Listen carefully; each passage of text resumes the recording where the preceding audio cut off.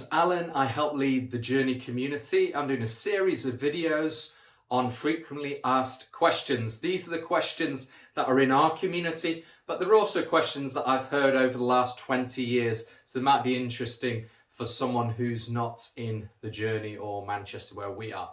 Today I'm speaking about what is the role of leadership. Okay, so that's a huge subject. So let me just be really practical about where we're at in September 2023. We're 6 years down the line. It started as the Journey in this house with myself and Ruth and the Moynihan family, and we had other families and other people join from that place.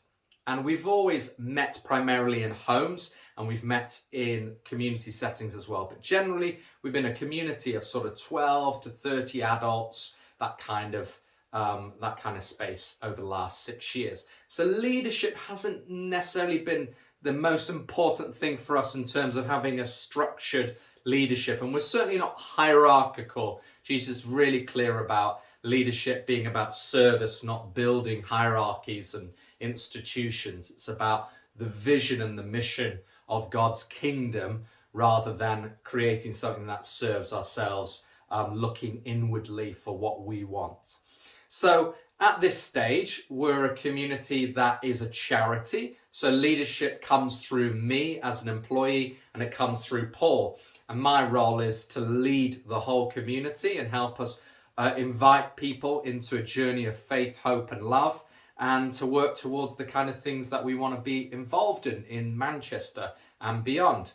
Paul's role is with the table and building environments where people feel a sense of belonging and start faith conversations around 18 to 30s. So those are our kind of two roles, and we lead out in that, and we serve, and we connect with lots of people beyond the Journey community in our vision and our mission.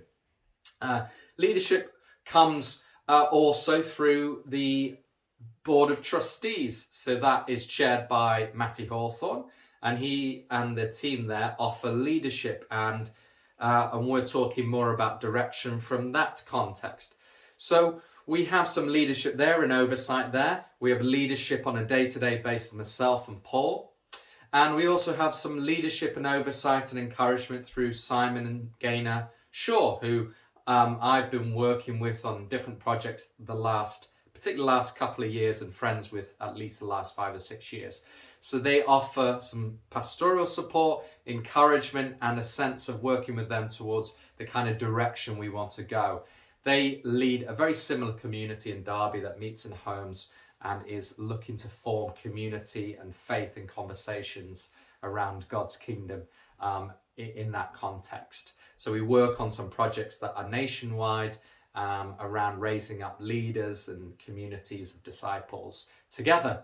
So we have those different areas. And then what's the role of the community in leadership? Well, the community are all called to lead in this context. That's why it doesn't make a lot of sense having teams of leaders. I've tried that before, and it doesn't seem to kind of fit very well in a very small community. So I invite and encourage everyone to find their voice, their gifts, and their contribution. I encourage everyone to support one another as a community, as a group of brothers and sisters in Christ, as a type of family of faith. So leadership can come through anyone and everyone. When we're thinking we want to see more worship singing on Sunday, or we want more prayer, or we want to include the children better, or we want to serve our communities in this way, or we don't want to do that, we want to do this or that. Those voices come through the whole community. And I'm not here to be a highly directional leader. I'm here to offer direction as a leader, but also to invite us as a community to connect and listen to one another and listen to God together on where he might be leading us as a journey of faith, hope, and love.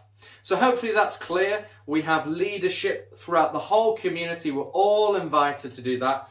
We don't do a lot of positional leadership. We do leadership that comes through organically, comes through naturally, through people seeking to serve and contribute with what God's given them. We do have kind of leadership through myself and Paul, the trustees and accountability there, and Simon and Gaynor. Thanks for listening.